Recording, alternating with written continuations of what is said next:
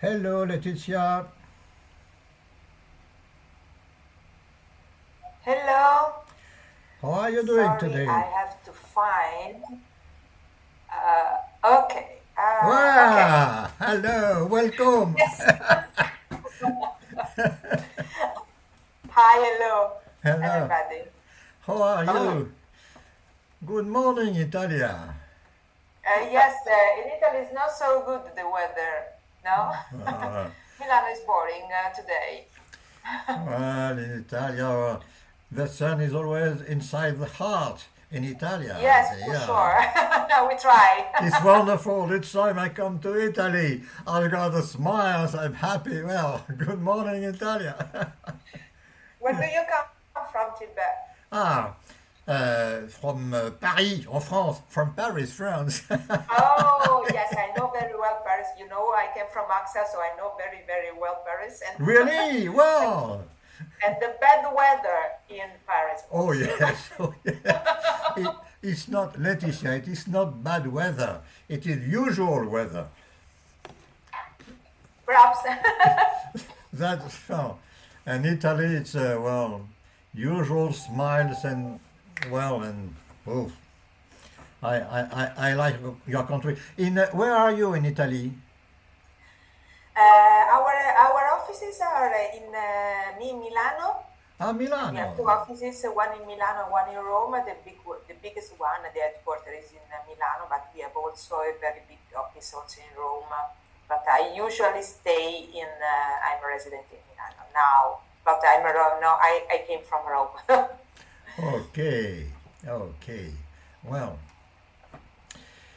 so we've got a little sun, a little sunny sky, just a bit of sunny sky. Well, yeah, Okay. okay. It's overcast here where we are. Uh-huh. So, but it was a little bit rain this morning, but now the rain's gone. Ah, good. Very good. Now we've got sun, but it is cold. Cold. Well, that's life. Hello, László. Good to see you guys. Sorry for my delaying, but do you see? Oh, okay, okay, right. Ah, yeah. Hi, good to see you. Sorry, I'm just running. The traffic wasn't so supportive, I guess. Okay, good, good, Fair good. enough. Good to see you, everybody. Yeah. Yes, Likewise. So you talk about the weather, I guess. Here is just in Budapest, it's Yes. just gray, not so cold, at 9 degrees. Yes. It's Okay. okay. It's okay. Fine. Well, where are you? Ah, Hungary. Okay. In Hungary, in Budapest, exactly. So in the Oh, main Budapest. capital. Yeah, okay. And are you from? Paris, France. Paris, Ah, France. nice. Paris. Bonjour, monsieur. My pleasure. Yeah, I'm sitting in the UK. Hello, sir. Okay. and Letizia from Italy. Ah, hi. Yeah. How do you say good morning in Hungarian? Jó reggelt. Oh, Oh difficult. yes, I know. Difficult. I know. Difficult. Just can you imagine we tried to teach our artificial intelligence GPT-3 module of language, also Oh, yeah. Hungarian. How would I say it? Right now I feel just only disadvantage instead of the unicality of the language. Yeah. Yeah, difficult. Yeah. Well, come back, Letizia. Yeah. So, I am in the office, but I had 30 seconds of no connection. So I hope not to have this during the session.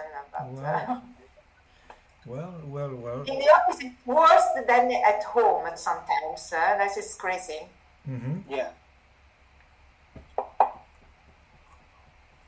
I have a problem with the firewall, and time to time just tricky. Not the Yes. connection, but the firewall can be how I make a trick regarding the connection. So we will see. Did you get Any question about this session, or did you get any kind of question regarding this session? No. No. Okay. I asked, but they told me that we have to be very spontaneous. Okay. I asked them, do you have any question and now that we can address preparing? No. No. Exactly. Yes, all of us close to a banker or professional. Yes, everybody I saw it that so spontaneous. This is our main. How would I say? Base. Marcella. Hi, Marcella. Hi everyone. Hi. Hi, Marcella. Hello. Session is still going on, so just a few more minutes. Yeah, wrapping it up. So just a few more minutes, and hopefully Andy will be here soon. Okay. Okay. Good to see that you're all here, Yeah. ready. Yes. Yes, I was a little bit in delay, but I managed everything. No, if you're delayed but you are here, it's good. If I don't find you, it's worse. Yeah, I'm 7 minutes ago. I just sit in the traffic, so I just pray that okay, just let's move further. Okay, well, it worked. Okay, I will be right back. Okay.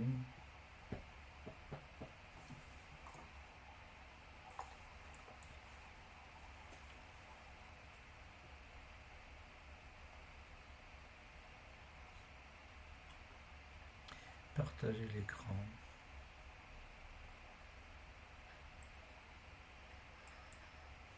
Ah, ici.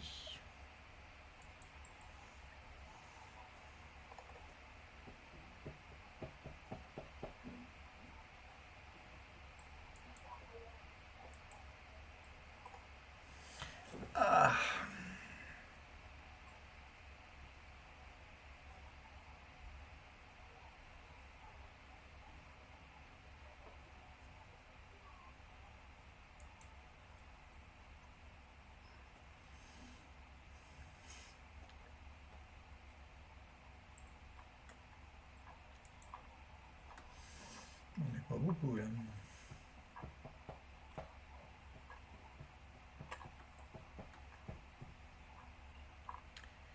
Normalement, c'est l'écran.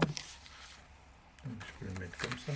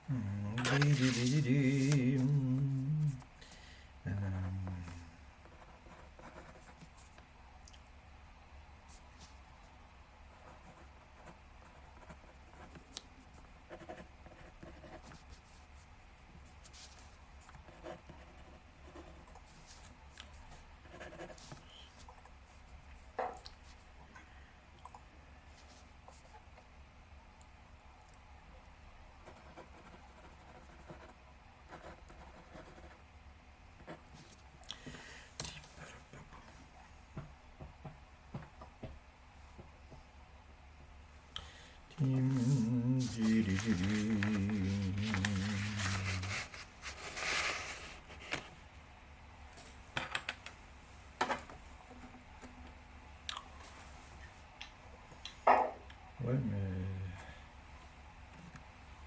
J'aimerais bien un album.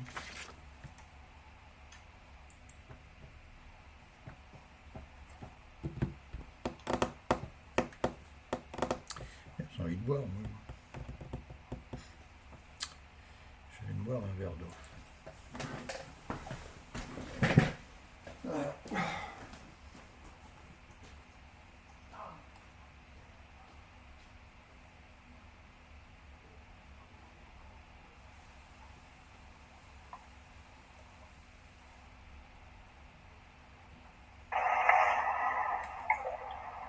Hi everyone.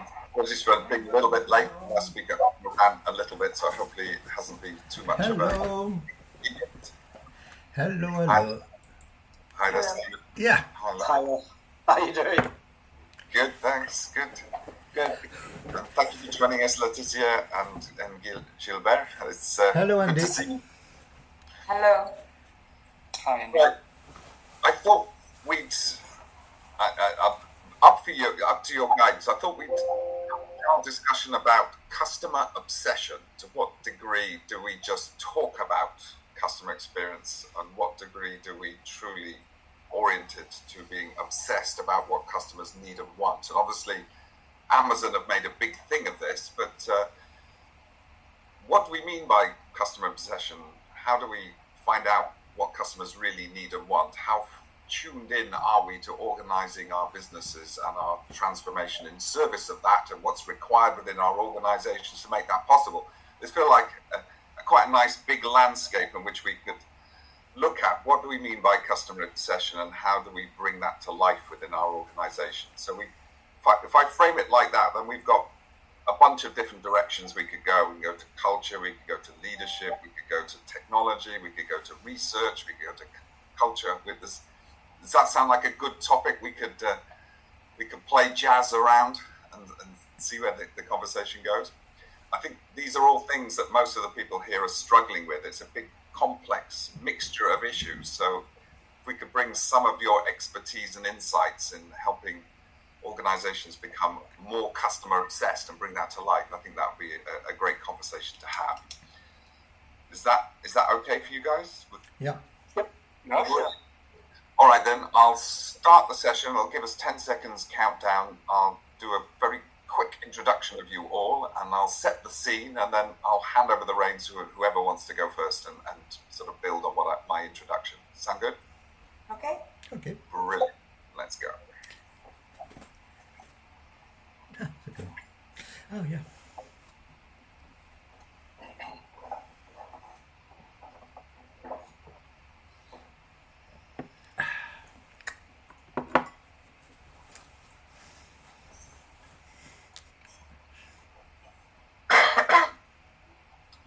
Hello and welcome back, everyone, to our panel discussion in the follow-up to, in the build-up to lunch. And we've covered some amazing ground both yesterday and this morning. And it's my delight to bring together a number of really esteemed panelists to talk about the question of customer obsession.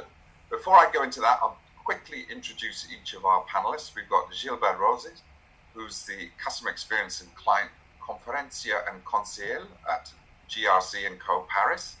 We've got László Kiss, who's Sales Management Professional at OTP Bank. Hi, László. Stephen Kennedy, who you saw a little earlier from eGain.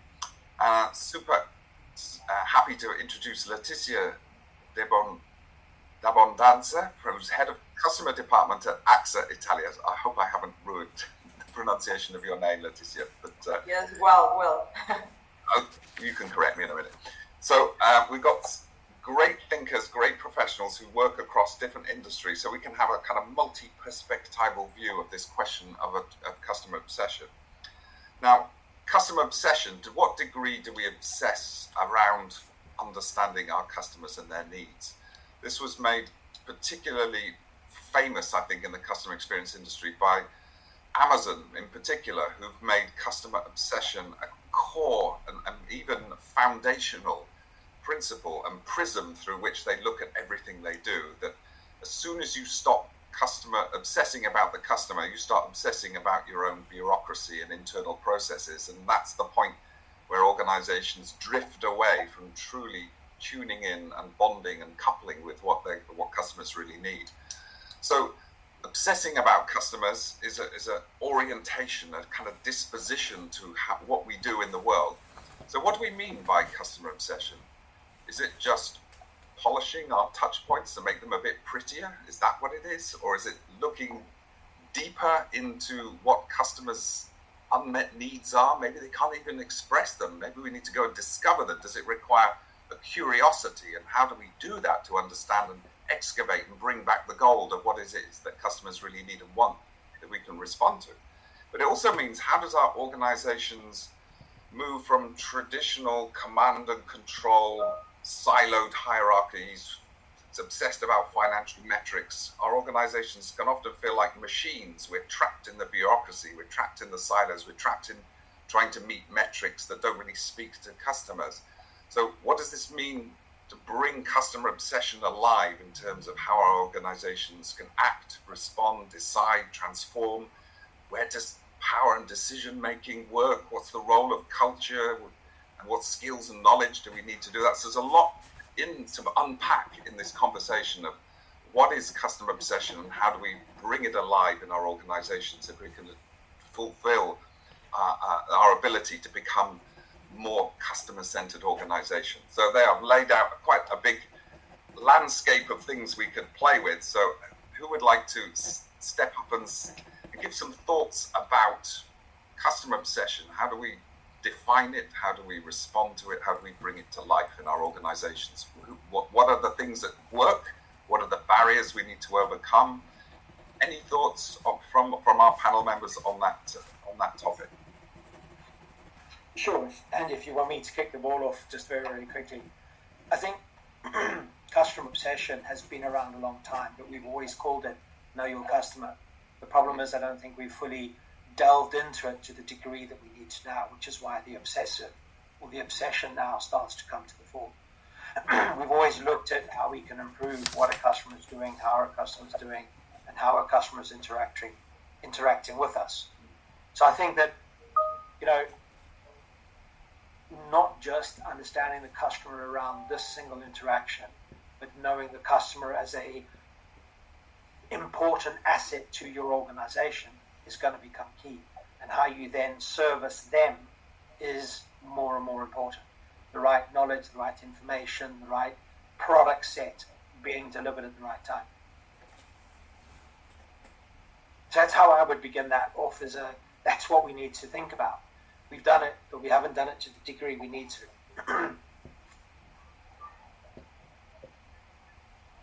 Gilbert, you got some thoughts? Well, when you talk, hello everybody, Andy, when you talk about, and when we talk about customer obsession, in fact, I prefer to say customer satisfaction.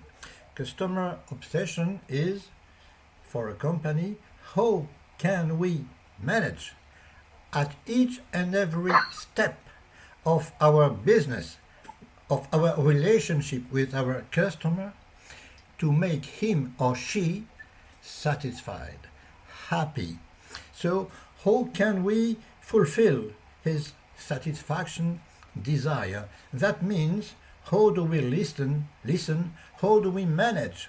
And that is, at each and every step, it concerns the product, how is it usable, easy or not, etc. It concerns the availability, how do our customer, the customer journey, how do he or she manage to get, to buy, that very product, and the employees, how do they manage each in front line or in back office, how do they manage to make their customers happy?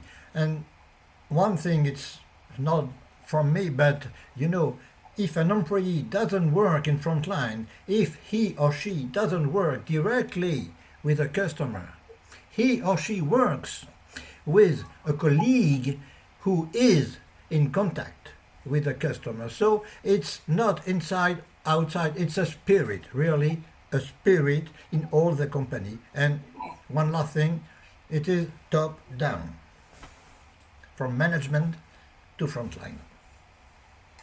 Okay. So, László or Letizia, you got some thoughts on this? Yes, for sure. I try to know based on your introduction, Andy, I try to think what really works and what not in customer obsession, I think. In my idea and my experience, I think that there are 4 elements that are really crucial to have an organization that really is dedicated to customer obsession or customer oriented or whatever.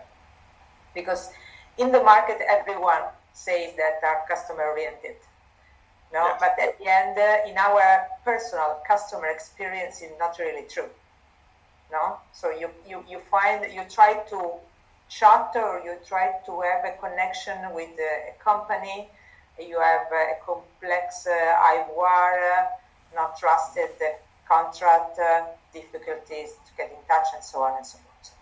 I think that there are four elements for me. The first one, and the more important, is commitment. Yeah. So tone at the top. So if you want to have a real organization, customer obsessed, you have to have a tone at the top discussion. So Amazon is the example, because the head was customer upset. So tone at the top and be measurable on this. In AXA, for example, we have the NPS is one of the KPIs that not only we measure, but we all have in our variable remuneration. So for me, first one is this. Second is organization and structure. So if you want to have this, you have to be organized to manage satisfaction and customer obsession. So you have to have measurable thinking, measurable KPIs all over in the organization to try to find what are your natural KPIs today, what are the gaps that you have to fulfill, and what are the actions that you have to do. To do this, the third element for me is budget and resources, because you cannot do customer obsession and satisfaction without money and without people dedicated to this all over in the organization. And the third for me is culture, because also if you have all this, you have to have culture that is really in every touch point of the organization.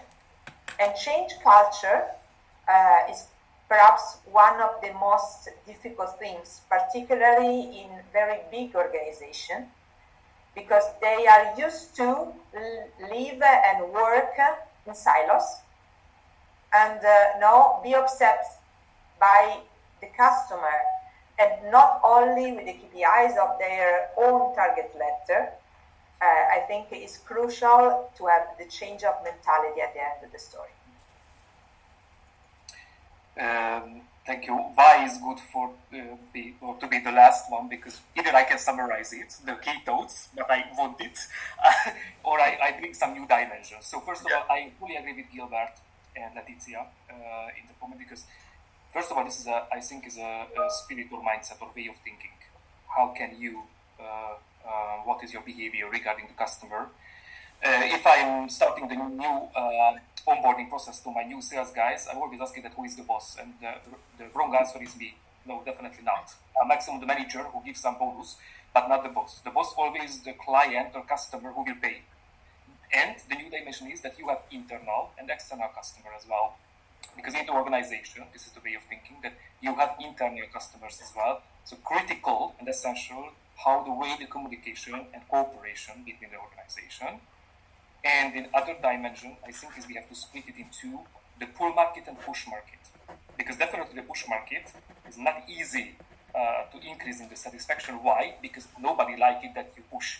I push you that go to the gym because you have to do a daily exercise, one sure that you will love it in the beginning. So definitely that we can create it, the buy-in phase strictly, and increasing this satisfaction level through that the way that how we communicate and how we sell all of these things, doesn't matter that it's push or pull the market. This is what I would like to give as a starter thing for thoughts. Okay, a number of you have said top down is really important part of bringing this transformational change. So I just want to sort of zoom in a little bit on how people who are listening to this might be able to get their senior management more involved in this if they're not already. So one way of thinking about, because you're right, László, the push-pull thing is quite an important thing. If you're oriented to pushing, then you're probably less likely to be listening. If you want to cultivate a pull model, then you've kind of understood what customers want, and now they're drawing the product and service out of you because it meets their needs. So understanding the needs or the problems that your products and services solve feels like it's really key to understanding how we can get better at moving from push to pull by creating experiences that truly speak to what customers need and want. And that this is part of this customer obsession journey. So we'll just place that there. There's some research done a few years ago by McKinsey's on the degree to which boards, people serving on boards, felt that the executives in the board understood how their organizations create value for their customers. I.e., so what are the needs that customers have, and how do we speak to those needs better than the competition? And what they found was almost 80% of people felt that they served on boards that didn't really truly understand how their organizations create value for their customers. Yes, they got all the spreadsheets of how much is sold, what the profit and what the costs and the resources. So they knew all the financials, but they didn't truly understand why their products were successful. I mean, what needs were they meeting that others weren't? So the question then becomes, if we're going to get driven from the top, a different change in the organization. One is to recognize it's important. NPS can bring that onto the agenda. But the second thing is, what do we need to be doing differently to succeed, to create a pull market? This is where senior management need to go and understand, I think, a lot more deeply what is required of the organization to be successful. You know, A, it's important, but B, what is it that we need to do to allocate the right resources, to create the right incentives, to stimulate the right kind of culture to make this possible? So is there more that can be done at the senior management level, or what is your experience about how to engage the senior management, not in just making it important, but knowing what to do to bring about the change required to improve the ability to deliver on customer obsession? Anyone got any thoughts on that? Well, what I have noticed in about 30 years in each and every company is one thing. Frequently, very often, companies which are top in their market are also companies with a good customer relationship politic, and also company with a very low employees turnover, which means employees are satisfied, happy. It's all the same, in fact. That is an effect from top to down.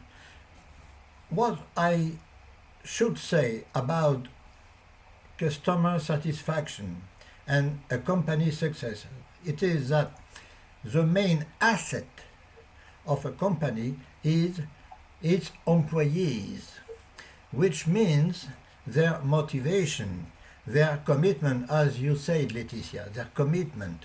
So, one thing, I don't want to be too long, because at 2 o'clock I shall address that very thing, how to implement that culture.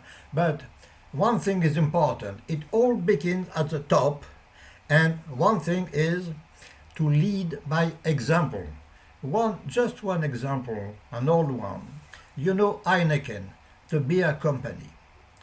It is said that Freddy Heineken, the top, the creator, if anywhere in the world there was a single bottle which was defective, he expected for that very bottle to be on his desk within 48 hours.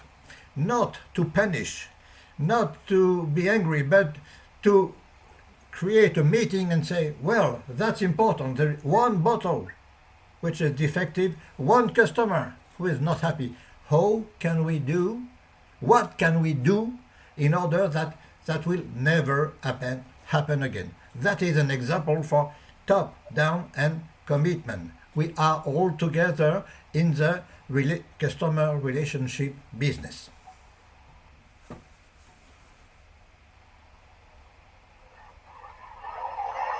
Letizia, have you got experience of like the depth, richness of the customer experience conversation in the boardroom? Or in the executive? I think it's important, it is crucial to have this. I think it's quite I know Gilbert that it could be quite easier if you have an owner, an entrepreneur. Yeah. Because it's and if you have an entrepreneur, it's quite not simple, but I think usual. In the very big organization, you have different stakeholder, member of the board, and so on and so forth. So I think that the discussion around the customer obsession have to be linked. If you want to be understood, have to be linked to financials at the end. So stakeholders, board member, CFO, understand financials. If you are able to connect financial to customer satisfaction and customer obsession, you are also able to speak the same language at the end of the story and convince them to do things. And I think the second step will be have a clear KPIs measurable for them and see the connection, the correlation between increasing KPIs and increasing in the business. So if I move to have, more instant customer feedback on renewal, and I understand what are the causes, the root causes for dissatisfaction of a client, I do things and I remove this dissatisfaction, and then I increase the retention rate. So I am able to correlate these two measurements. At the end of the story, this is very, I think, concrete also for the board members. So I think that at the end of the story, we have to, like a technician guys, to try to be in their shoes and to try to be concrete and speak in the same languages. I agree, and I like it, this P&L view, because normally this is the way where we can discuss with them. But also, I think is the board and decision makers also, or internal customers. So definitely that we can make a report and we can however as highlighted that which would be the impact in the different kind of scenarios. I think this is one of the way that we can communicate with them. And on top, I think is that also question of the reporting, that how can you highlight the hidden cost? For example, we are in the sales, so the KPI increasing, but of course we do not know that how can increase more fast if we can be much more good. So definitely we use another KPI, how many complaining, the number of the complaining, we collect it. If those is just acceptable level, that's okay. We can get some, hints or thoughts about it, that how we work. But definitely increasing the complaints, which meaning that it can happen that directly you don't see in the P&L, but definitely your hidden cost increasing. Why? Because those guys, we have to pay more overwork and so on and so on. And point two, which is I think is the secret weapon, the reputation. I think as all of the company has to be very carefully with their reputation, and the professional ones, including the largest company like AXA or Amazon or UTP, for example, we definitely have to keen on keeping this kind of reputation, because for communication, everybody, you get stable and safe services. So I think it's definitely that we have to fine-tune our processes, that we have to avoid at the end of the day a lot of complaining. And it's not a question of the KPIs, it's a question of the mindset again, what Gilbert also highlighted, or Stefan mentioned as well. So one of the things I've seen is quite interesting is that the financial performance, which the CFO wants and maybe the CEO's bonuses depend upon it and shareholders want, all of those financial metrics are lagging indicators of how well we've customer obsessed, how we've created a value proposition that customers like, that we've got a good reputation that affords us ability to be more successful. So a lot of the area around customer experience is the precursor. Those conditions are important because it's through doing that well that we sell more stuff and be more successful. So educating the boards that these factors lead to the financial results, and therefore they're things that we should be taking care of, spending more time ensuring that we've got the right pieces in place to ensure that we can hit the numbers rather than the numbers first approach.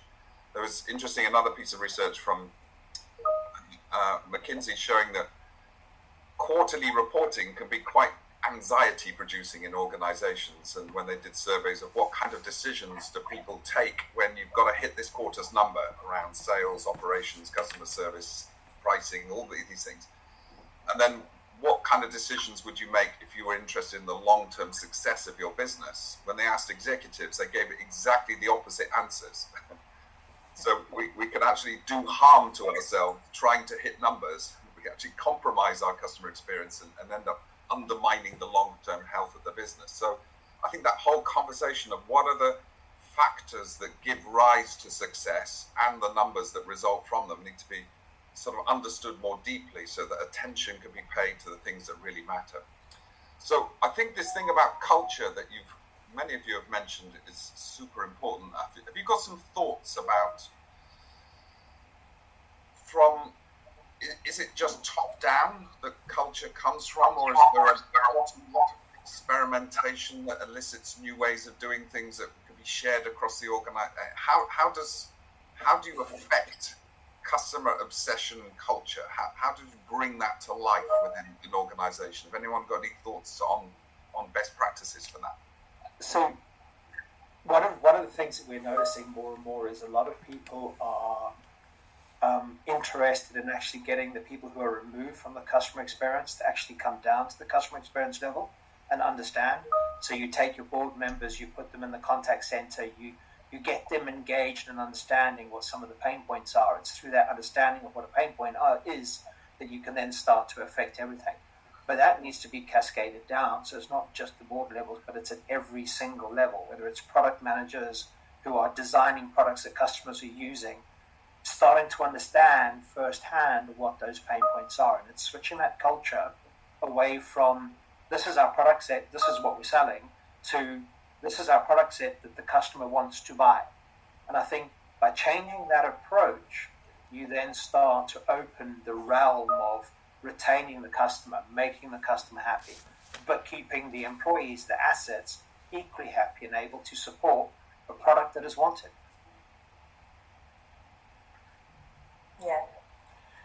If I may add, I think putting on the table some experience now that we made.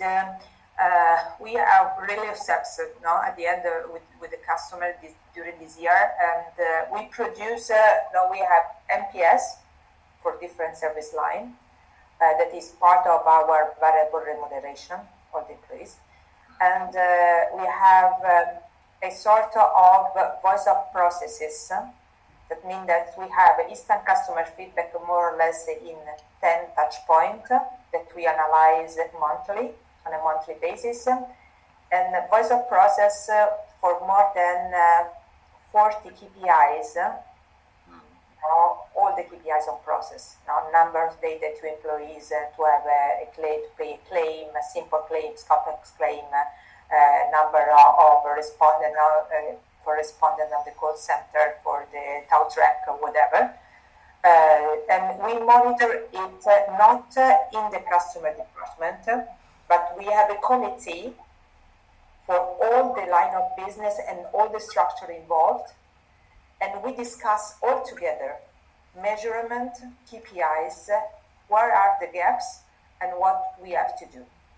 And I think that this discussion, monthly basis, more or less, because we present to the ESCOM once every 3 months, more or less, I think is crucial to have all the structure involved and have a sort of cultural multi-line approach, because it's not only the customer department, but are all the departments that are really involved in this. So from product to customer operations, to operations, so IT, from distribution, whatever.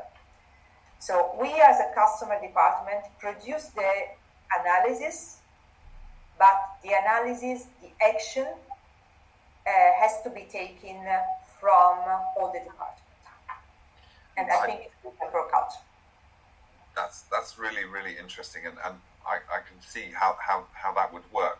I think one question I would like to build on that then is that if you are able to see through maybe customer journeys the sorts of transformations needed, what often people report back is that we're still structured largely in silos, and silos have reporting metrics and things they've got to do, and a lot of the things around customer experience is actually requiring different silos to collaborate.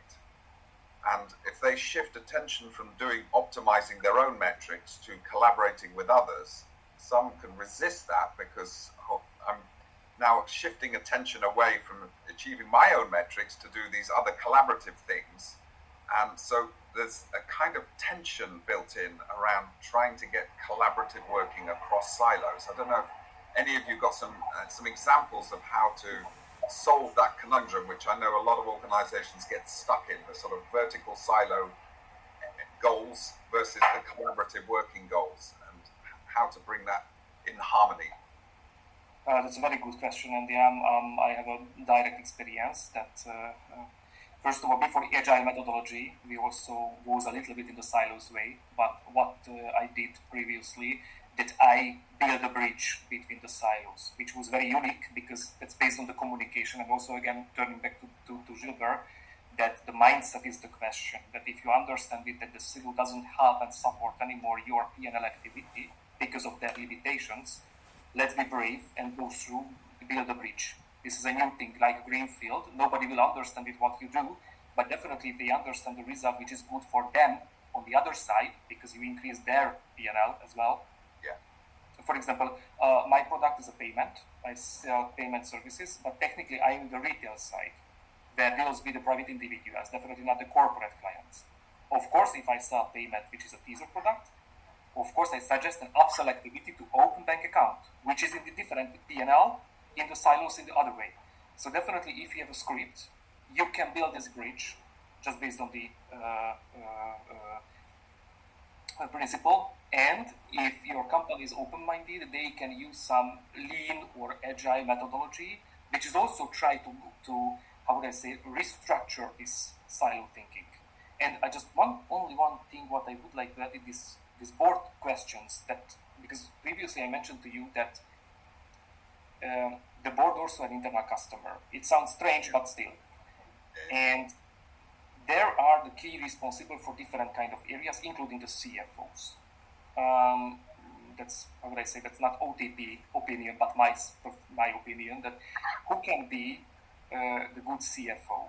I guess is not only who understand the P&L and the figures behind the P&L, but also the business as well, because the CFO, I think, is one of the key consultants in the company who help through the figures and accounting principles to accelerate your business more.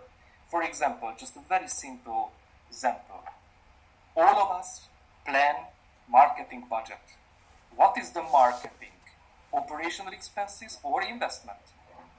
That's a very tricky question, because I believe in that if you increase the sales activity because you invest €1 additional marketing cost, that's an investment anymore. And this is it, that how can we translate this kind of multinational logic, and this is the CFO rules is key, that if he or she understands that this is not operational expenses but investment, the way is completely different, because of the result is touchable and visible in the P&L. Also, how can you use the working capital, what you have, and this is the CFO responsibility. And all of the fight what we are doing regarding the decision makers, that how can we explain them that what I want to use from €100, which part is really expenses, which part of the investment part, and what is the working capital part. And this is our responsibility, I guess. Sorry, I don't want to be too long, but that was very helpful. It's about, as you say, part of the challenge is looking at investments required for collaborative working as investments with a return rather than just a cost of additional costs. Yeah. Yes, and that's why the reporting is key, because you have to measure that's real investment or cost. Yeah. That's definitely that's very very very essential question.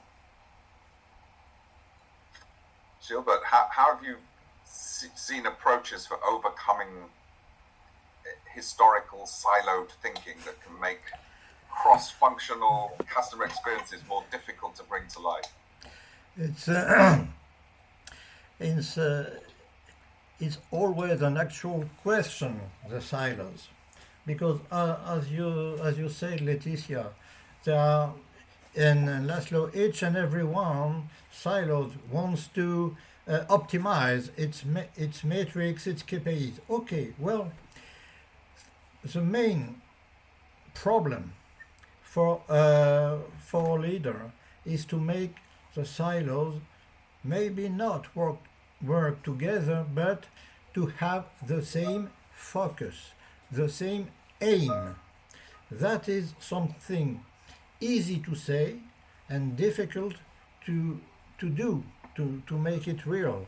And one of the means to get that is to say each and every one of us, each and every silos are working towards the main aim, which is, sorry to say it again, customer satisfaction and stakeholder satisfaction, shareholder satisfaction, of course.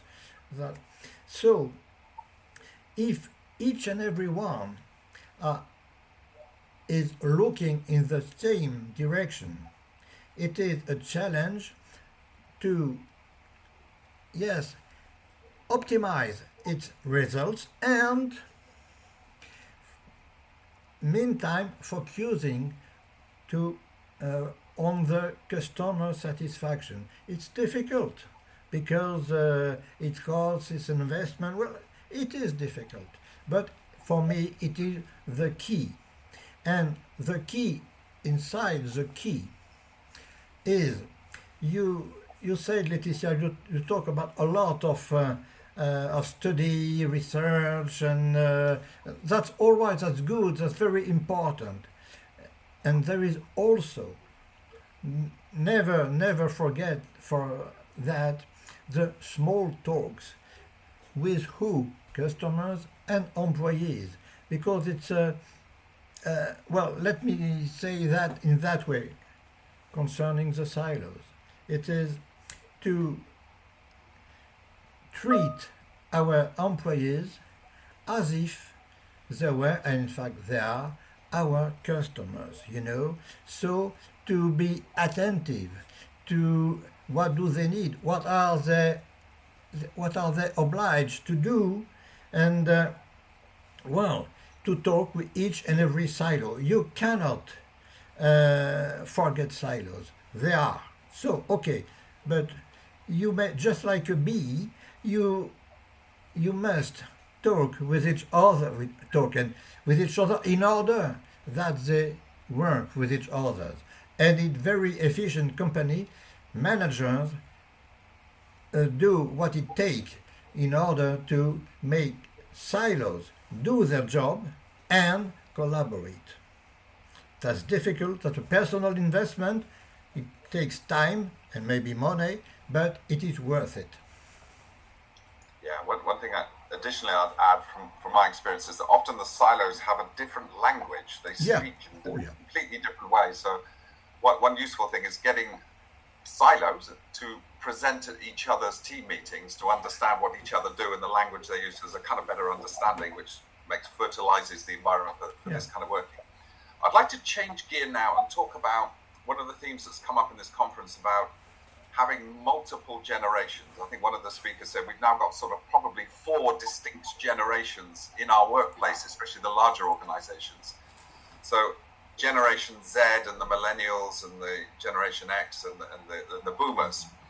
And what people want from work, what they expect from work, what work means to them seems to be quite different. And especially Generation X and the millennials are less likely to want to turn up and just get a salary for doing a task. They more want to work for somewhere that has some kind of purpose, some kind of meaning.